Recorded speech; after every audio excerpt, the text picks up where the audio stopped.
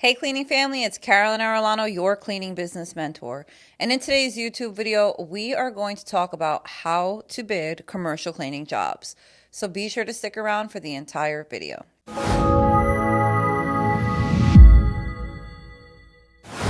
Welcome back, guys. Today's topic is very crucial because it can literally make or break your cleaning business. If you price too high, you can scare away potential commercial cleaning customers. On the flip side, setting the price too low can jeopardize your business and even lead to financial losses over time. Today, I'll be sharing insights gained from over 5.5 years in the cleaning industry.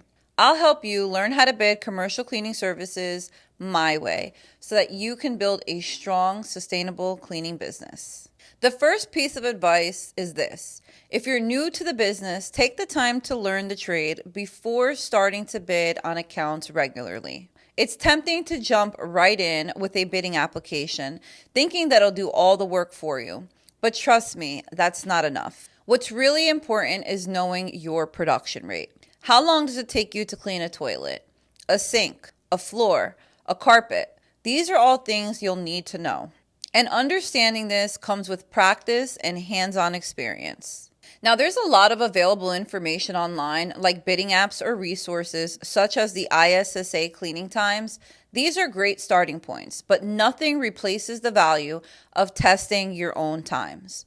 When you've developed a system that's highly efficient and reliable, you'll know that your team can replicate that work. This consistency is key when you scale up and start hiring employees. Too many companies fail when owners step back from the day-to-day cleaning because their team can't maintain the same quality of work. So the more you know your business inside and out, the more successful your bids will be.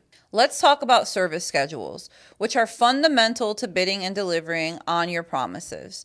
We'll make service schedule templates available to you so you can build your tailored schedules for different types of facilities. Just please be sure to click the link in the description of this video for your free service schedule.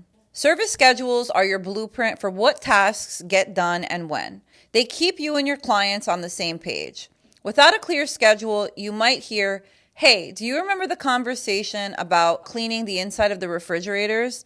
more often than you'd like. These schedules help set clear expectations and ensure that nothing gets lost in translation. When you sit down with a prospect, the assumption should be that they already know who you are and what services that you provide. You're not there to sell yourself. You're there to learn about their needs. Ask questions like, what are some challenges you've had with your previous cleaning companies? What areas require special attention? How often do you expect these services to be provided? These questions help you understand their pain points and determine if your services align with their needs. This conversation is crucial because it ensures you can provide the right solutions for their unique challenges. Once you've determined that you can meet the prospect's needs, it's time to tour the facility. Bring your notepad, your pen, and of course, your trusty laser measurer. This step is all about gathering data so you can create an accurate and competitive cleaning bid. During the walkthrough, you want to note every square inch of cleanable space. Pay attention to the floor types, whether it's carpet, tile, or hardwood.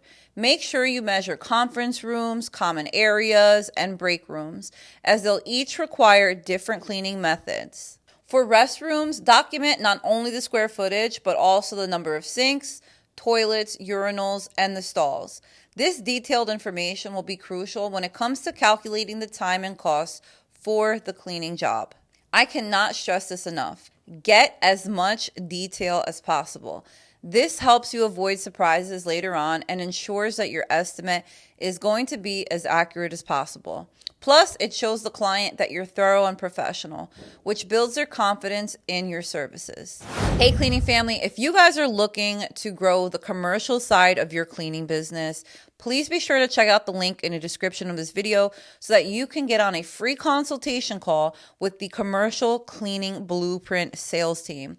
This is a sales team that I myself and a number of my colleagues have been working with to land us the commercial cleaning leads that we are looking for. Now that you have all the building data, the next step is figuring out your rates. You need to know what you will be charging per hour. This is more than just what you pay your employees. It includes your overhead, your profit margin, and other business costs. To start, look at minimum wage in your area, but also consider what other companies are paying their cleaning staff. Your goal is to be competitive but sustainable. Typically, most companies add 30 to 35% for overhead and profit. For example, if you're paying your staff $15 per hour, your final hourly rate might end up being around $20 or $25 when you factor in all of your overhead. This calculation ensures that your business stays profitable while delivering high quality service. It allows you to set expectation with your clients so they understand the value that they're getting. Now that you have all of this information, let's get to the bidding equation itself. Here's how it works.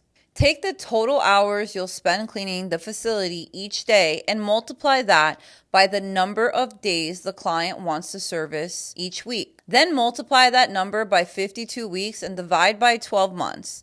That'll give you your monthly recurring charge, your MRC. Some other factors that you may want to include aside from your monthly recurring charge is going to be supplies. Typically, rule of thumb is that we add on about 0.03% for supplies for each ongoing month. Now, for the very first set of supplies, we call this a starter kit. Now, when I first started bidding my commercial cleaning walkthroughs or bids, I was doing this completely wrong. And thank God for my mentor, Ricky Regalado. He explained to me that when you first purchase all of that equipment for a commercial account, and I'm talking about the rolling trash can, I'm talking about the mop heads, the solutions, everything that you're going to need to maintain that account, you can actually charge the client for that, so long as you leave all the items there at the end of your contract. So what I mean by that is you come up with a list of all the things that you'll need, whether that's a vacuum, a rolling garbage can, disinfectant, spray cleaner, industrial mop heads. And I'll actually put a link for you guys in the description of this video on my commercial cleaning, starter kit list. But all of those items, you can actually add them up once you know the supplies that you'll need. Put a little bit of profit on top of that, maybe 25, 30% for doing the shopping, and then you can present that to your client as a starter kit. So let's just say your first monthly recurring charge, just for, the sake, is $1,000, okay? So now 3% of that, 3% of 1,000 is $30. So every month going forward, you would have a monthly supply charge of $30, right? But for that first initial month, that when you win the contract, you're going to have your monthly recurring charge of $1,000, and then you're going to have your starter kit. So let's say it cost you $300 to buy all the supplies, and you want to mark that up, let's just say by 20%. That's $60. Then you could go ahead and charge your client $360 for that starter kit, with the understanding that those supplies will stay at that account. Okay, so we've talked about the monthly recurring charge, which you'll know based on how long it's going to take to clean. We talked about a supply charge, and we talked about that starter kit charge. Something else that I just want to mention real quick is that let's say you do want to charge them the starter kit, but you don't want to have a line item that says, cleaning supplies monthly. You can just roll that in to your MRC, and you don't have to have it as a separate line item. This number helps you create different pricing options for your client. For example, you might offer a high, medium, and a low option based on different levels of service or efficiency. If the client's expectations are high, it might make sense to bid at the higher end to ensure that you can meet their needs. So keep testing and refining your approach. The better you know your clean times and the more accurately you train your team, the more competitive your bids will be. It's not just about doing the job quickly, it's about maintaining the quality while meeting your clients' expectations. If you follow these steps, you'll be well on your way to building a thriving commercial cleaning business. Thanks for watching. If you found this video helpful, don't forget to hit the like button and the subscribe button for more tips on growing your cleaning business. Also, be sure to check out my members only YouTube, as I do have a number of members only videos. We go live, and there are a lot of other great features that you guys can check out if you want to learn more about the cleaning industry.